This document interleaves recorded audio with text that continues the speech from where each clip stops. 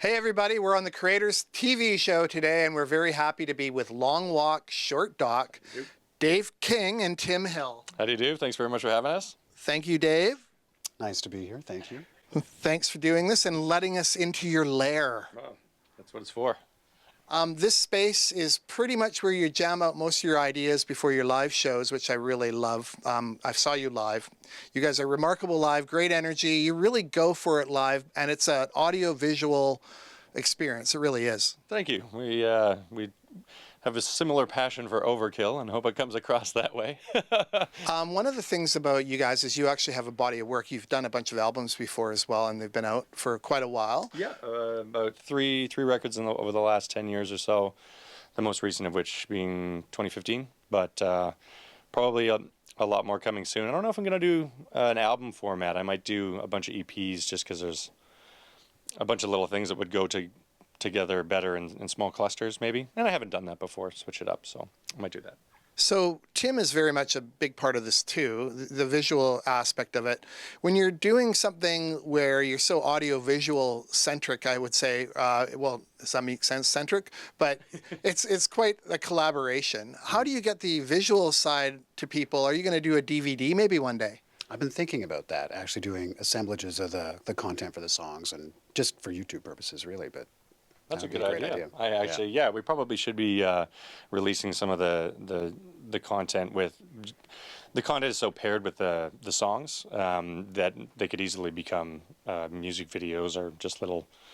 You know, it's better than the still image that when you look up a song on YouTube or something like that, it'll be like a picture of somebody like this that doesn't move. It would be much better to have Tim's stuff going. We should do that. We should. Why are we doing that? The thing that I hesitate with is we have so many other channels of video that you wouldn't see in that format, the stuff that's being projected over the audience, the stuff that's being projected on Dave. So take a bit of a tweak, but not much. We'll figure it out. When you did your room, I saw you at the Imperial in Vancouver, and you actually decorated the lobby, so the whole entranceway was part of it. As you were saying, Tim, like, when you step into a performance with you guys from the door going in, from where you buy your ticket going in, it's really an experience. It is. And we have to also thank the SHAW DJs and Willis who helped throw that show.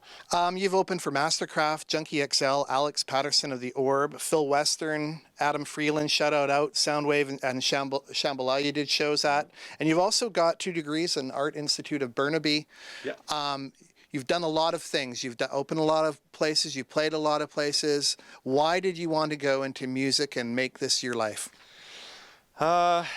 It could be kind of a cheesy answer, but I really couldn't think of anything else I wanted to do with my life. I was interested in film for a while, but the main reason I was into that was because I was so into the way my favorite parts in films worked with the score, and I was really into film scores for a while and very much still am.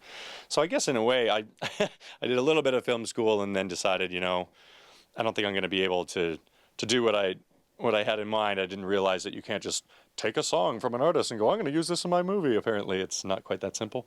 So I decided I'd do it the other way around. So this way I get to make the music and he can make the movies that go with it, which are great.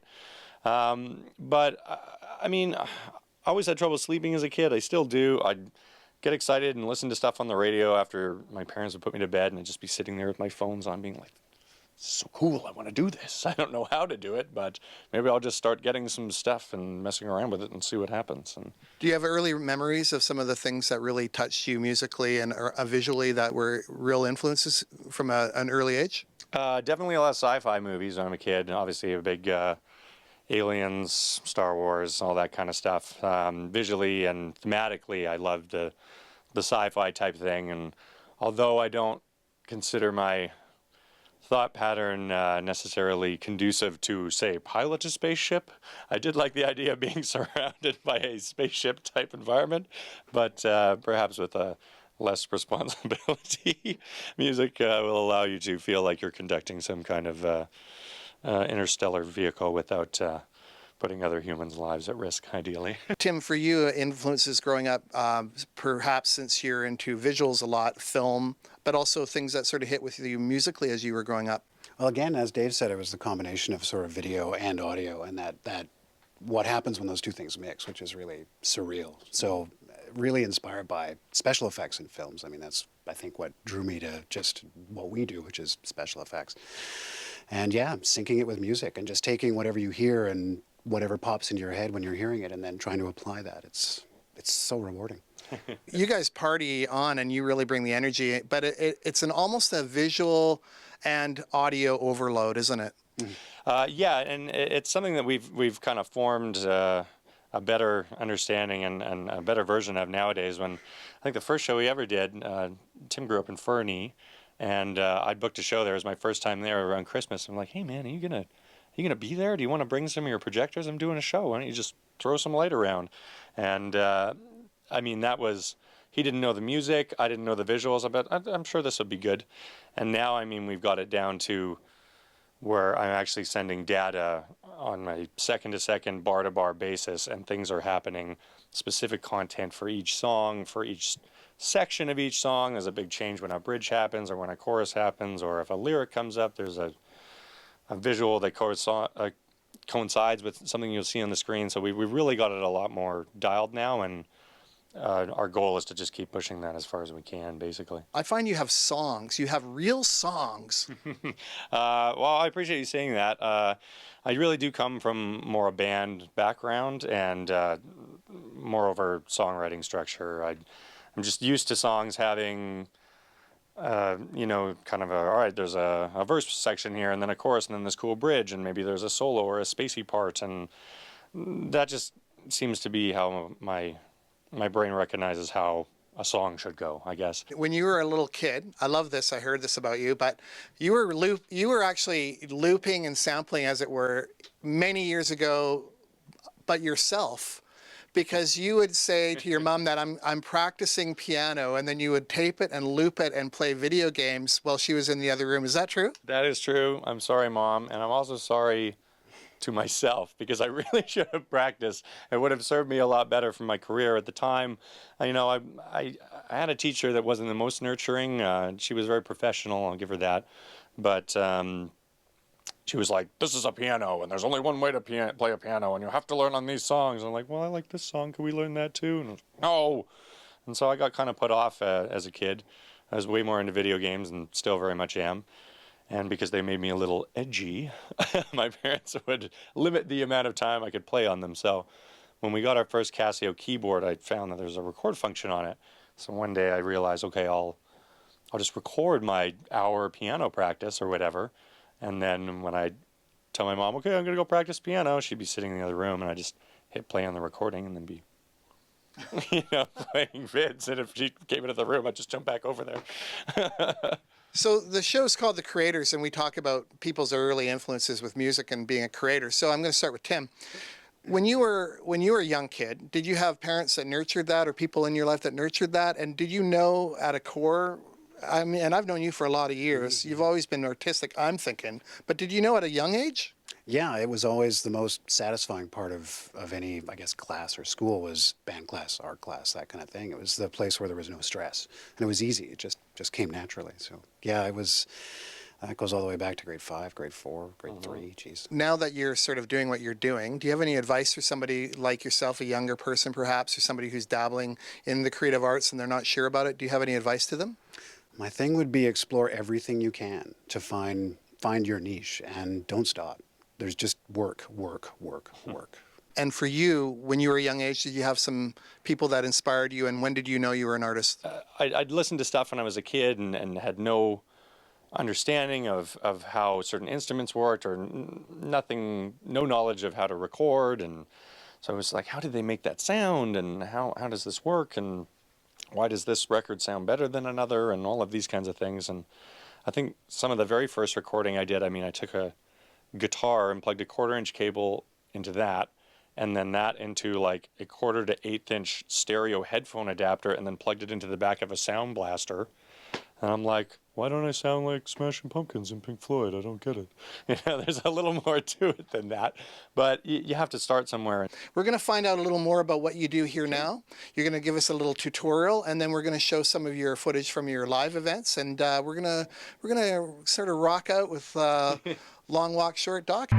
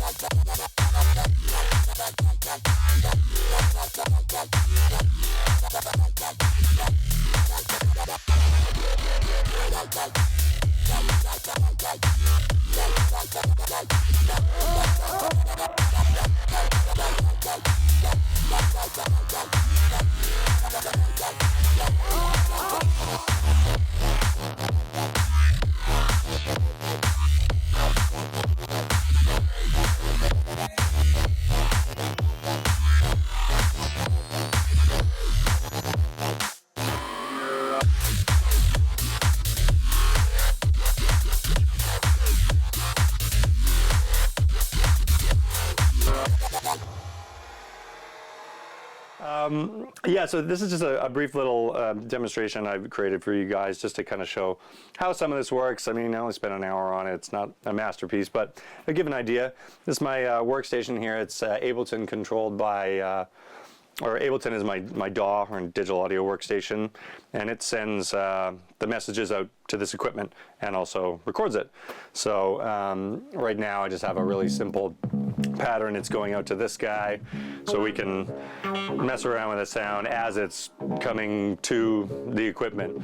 If I want that pattern, say, oh, I want it on this thing or on this thing, it's just a couple clicks away and you can make that happen. Let's progress through here a bit here. So that's going. Let's say we're happy with that and we want to add another part. We have a kind of arpeggio rhythm thing coming in from this guy. That fills it out a little bit more, so that's a good way to start ideas. I actually put that one clip first for a reason, because it's so simple. I was like, oh man, these guys are going to want to see a demo, and I start overthinking it and trying to write this Baroque melody, but sometimes it's best to start really, really simple and then just add stuff. So there's a bit of advice for what it's worth. And we got this guy doing this kind of arpy melody bit. All of this is running through this chain of effects here. I use those on almost everything. Eventide makes some really great stuff.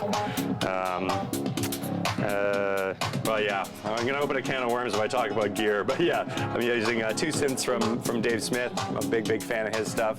This is a Roland guy here. And finally we have a bit from the Virus over here. So another RP. And you can run that through another set of effects. Got a looping effect on this guy.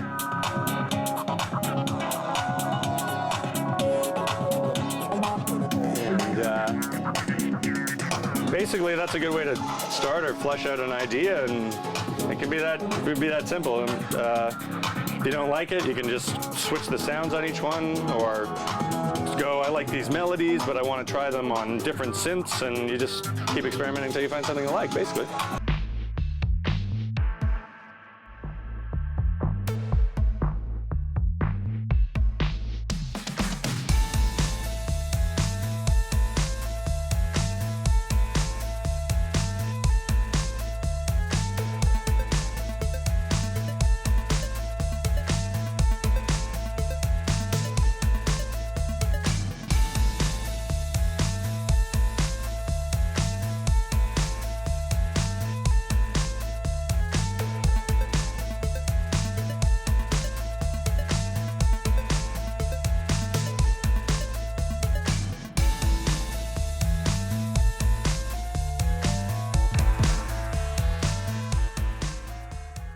So this is Modulate. This is the software we use for the Dave show, or the LongWalkShortDock show.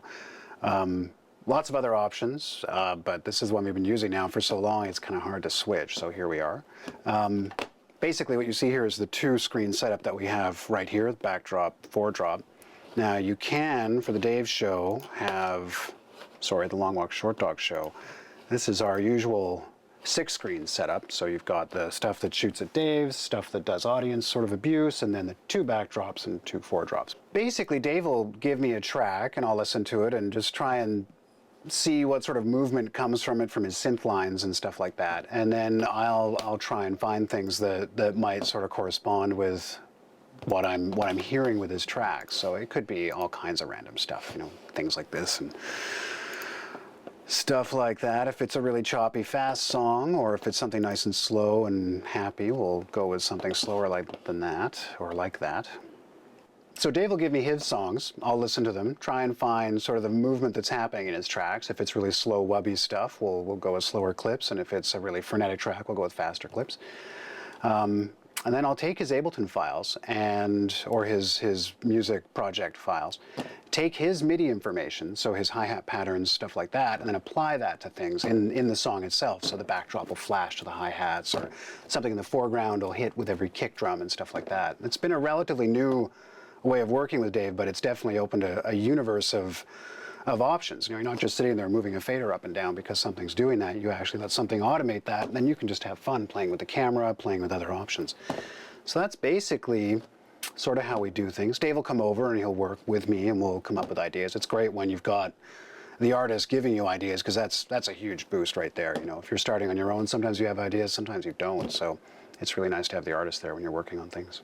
So there's the backdrop running. You can't really see Dave right now. Then there's the foredrop, which we usually use sort of lighter content so you can actually see through it. And then we've got a camera feed as well. Dave, say hello. Hello. And that, a lot of the time, Dave feels really trapped behind this configuration, so it's really the only chance the audience has to really see Dave. But it's a whole lot of fun feeding Dave back with backdrops of who knows what. So. And then Dave also has his strobe light setup, which currently is the only way we can really see him in the box.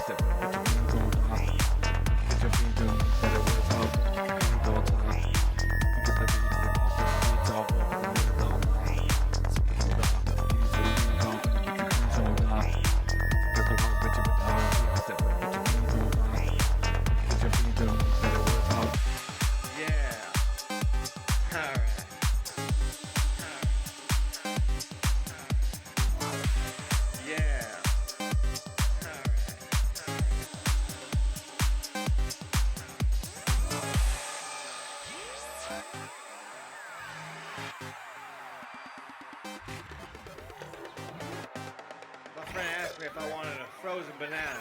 I said no, but I want a regular banana later, so yeah.